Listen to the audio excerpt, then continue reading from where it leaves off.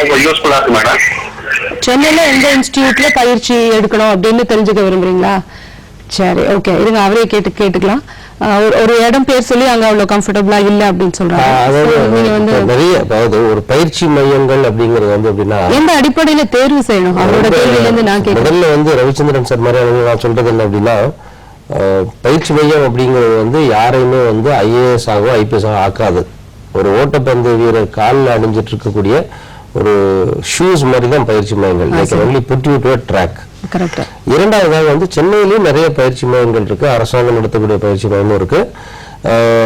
இப்போ இதுல நீங்க பண்ண வேண்டிய விஷயம் என்ன, ரொம்ப சிம்பிளான விஷயம் என்னன்னா, ஒரு பயிற்சி மையத்தை அணுகிற போது, சென்னையில வந்து நீங்க பயிற்சி மையங்களுக்கு அணுகுகிற போது, அந்த பயிற்சி மையங்கள்ல வந்து நம்ம பொதுவாக எவ்வளவு பாக்குறோம், முன்னாடி எவ்வளவு ரிசல்ட் கொடுத்தாங்கன்னு பாக்குறோம். அந்த ரிசல்ட் கொடுத்தாங்க பார்க்க கூடாது. ஏன்னா முன்னாடி கொடுத்த ரிசல்ட் எவ்ரி இயர் வரணும்ன்ற அவசியம் கிடையாது.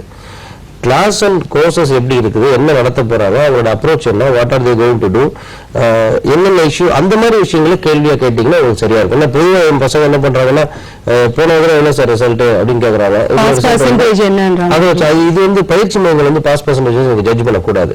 அவங்களோட கோர்ஸ் டீடைல் கேளுங்க. கோர்ஸ் டீடைல் கேட்டீங்கன்னா என்ன கோர்ஸ் பண்ண போறாங்க, இப்ப ஐஏஎஸ் தெரியும்னா உங்களுக்கு சிலபஸ் தெரியும், இந்த சிலபஸ் எப்படி கவர் பண்ண போறாங்க, என்ன பண்ணிருக்காங்க, என்னென்ன மாதிரியான டைம் டேபிள்ஸ் இருக்குது, டெஸ்ட் இருக்குதா, ஃபேக்கல்டி பேக்ரவுண்ட் உங்களுக்கு தேவையில்லை. ஃபேக்கல்டி பேக்ரவுண்ட் பாத்தீங்கன்னா பெரும்பாலும் வந்து இப்போ பிஹெச்டி போட்டவங்க எல்லாருமே போட்டி தேர்வுக்கு கரெக்டா எடுப்பாங்கன்னு சொல்ல முடியாது.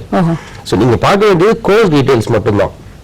ப்ரிடாமினன்ட்லி சிலபஸ் கையில வச்சுட்டு இந்த இஷ்யூஸ் வந்து எப்படி கவர் பண்ண போறாங்க இந்த கவுன்சிலிங் ஆளுங்கிட்ட கேட்டீங்கன்னா அவங்க உங்களுக்கு கிளாரிட்டி கொடுத்துருவாங்க. Then it will be easy.